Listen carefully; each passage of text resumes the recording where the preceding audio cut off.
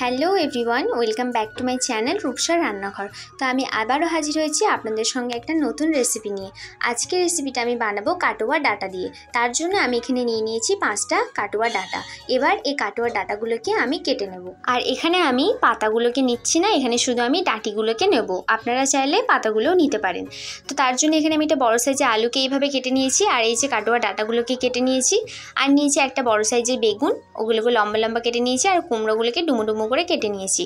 আর এখানে নিয়ে নিয়েছি পোস্ত, আর নিয়েছি কালো সর্ষে, আপনারা চাইলে সাদা সর্ষেও অ্যাড করতে পারেন, আর দিয়েছি 5টা কাঁচা লঙ্কা। এবার এইগুলোর আমি সবকটার আমি একটা পেস্ট বানিয়ে নেব। তার জন্য আমি এখানে শিলনোড়ায় ভালো করে পোস্ত, তিল আর কাঁচা লঙ্কাটাকে বেটে নিচ্ছি। তো এই যে আমি পেস্ট বানিয়ে নিয়েছি, এবার এটা এখন সরিয়ে রেখে দেবো। এরপর আমি একটা কড়ার মধ্যে দিয়ে দিচ্ছি সর্ষের তেল, আর সর্ষের তেল গরম হয়ে গেলে আমি এর মধ্যে দিয়ে দেবো বড়ি। এবার বড়িগুলোকে আমি খুব সুন্দর করে ভেজে নেব। বড়িগুলো যতক্ষণ না লাল হচ্ছে ততক্ষণ আমি ভেজে নেব।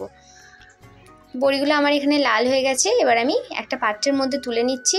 এবার বড়ি ভাজার তেলের মধ্যে আমি আবারও দিয়ে দিচ্ছি 2 চামচ পরিমাণে সর্ষের তেল, আর তার মধ্যে দিয়ে দিচ্ছি আমি কালো জিরে, আর দিচ্ছি শুকনো লঙ্কা। এবার কালো জিরে আর শুকনো লঙ্কাটাকে আমি একটু নাড়াচাড়া করে নেব।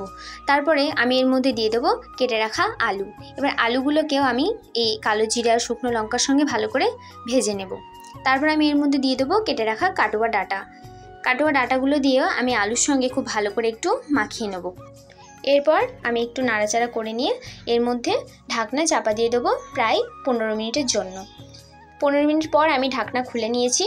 এবার আমি আবারও একবার এগুলোকে নাড়াচাড়া করে নেব, এবং নাড়াচাড়া করার পর আমি এর মধ্যে দিয়ে দেবো কেটে রাখা কুমড়োগুলোকেও আমি সব কিছুর সঙ্গে একটু ভালো করে মাখিয়ে নেব।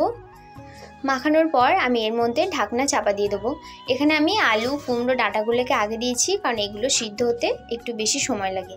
তো তারপরে আমি ঢাকা খুলে নিয়ে এর মধ্যে দিয়ে দিয়েছি আদা বাটা আর রসুন বাটা। এবার আদা রসুন বাটাটা দিয়ে আমি আবারও খুব ভালো করে একটু নাড়াচাড়া করে নেব। নাড়াচাড়া করা হয়ে গেলে আমি এর মধ্যে দিয়ে দেবো কেটে রাখা বেগুন। আপনারা চাইলে এখানে আরও অন্য কোনো সবজি অ্যাড করতে পারেন। তারপরে আমি বেগুনটা দেওয়ার পর আবারও খুব ভালো করে একটু নাড়াচাড়া করে নেব, এবং আমি প্রায় 5 থেকে 7 মিনিট মতো এভাবে নাড়াচাড়া করতে থাকবো।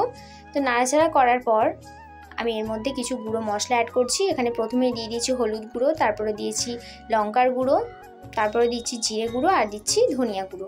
এবার সব কিছু মশলা দেওয়ার পর আমি আবার এগুলোকে খুব ভালো করে একটু নাড়াচাড়া করে নেব। নাড়াচাড়া করা হয়ে গেলে আমি এর মধ্যে দিয়ে দিচ্ছি লবণ। এবার লবণ দিয়ে আমি এই সব উপকরণগুলোকে খুব ভালো করে নাড়াচাড়া করে নিচ্ছি প্রায় 10 মিনিটের মতো। আমি 10 মিনিট এরকম ঢাকনা খোলা অবস্থায় নাড়াচাড়া করে নিয়েছি।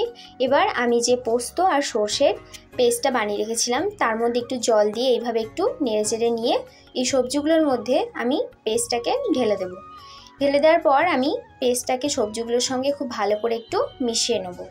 মিশিয়ে নেওয়ার পর আমি এর মধ্যে দিয়ে দেবো 1/2 কাপ মতো জল দিয়ে আমি খুব ভালো করে সবজিগুলোকে একটু কষিয়ে নেব। আমি এখানে তারপর দিয়ে দিচ্ছি চিনি দিলে খুব সুন্দর একটা মিষ্টি ফ্লেভার আসে। তো আমি এখানে ঢাকনা চাপা দিয়ে দেবো। এবার আমি 10 মিনিটের জন্য ঢাকনা চাপা দিয়ে রেখেছিলাম, তো আমি ঢাকনা খুলে নিয়েছি। এবার আমি সব সবজিগুলোকে খুব ভালো করে একটু আবারও নেড়েচেড়ে নেব, এবং দেখবো যে সিদ্ধ হয়েছে কিনা। তো আমার সিদ্ধ হয়ে গেছে।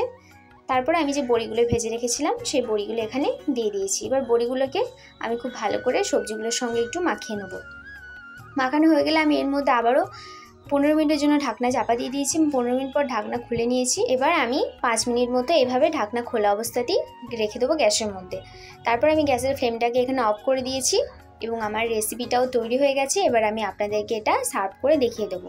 আশা করছি এই রেসিপিটা আপনাদের ভালো লেগেছে। ভালো লাগলে অবশ্যই একটা লাইক, কমেন্ট এবং সাবস্ক্রাইব করে দেবেন। তো এবার একটা বোলের মধ্যে আমি রান্নাটাকে সার্ভ করে নিচ্ছি। আপনারা দেখতে পাচ্ছেন এখানে রান্নাটা কত সুন্দর হয়েছে। তো আজকের মতো এই পর্যন্তই। আবার দেখা হচ্ছে অন্য কোনো নতুন রেসিপির সঙ্গে।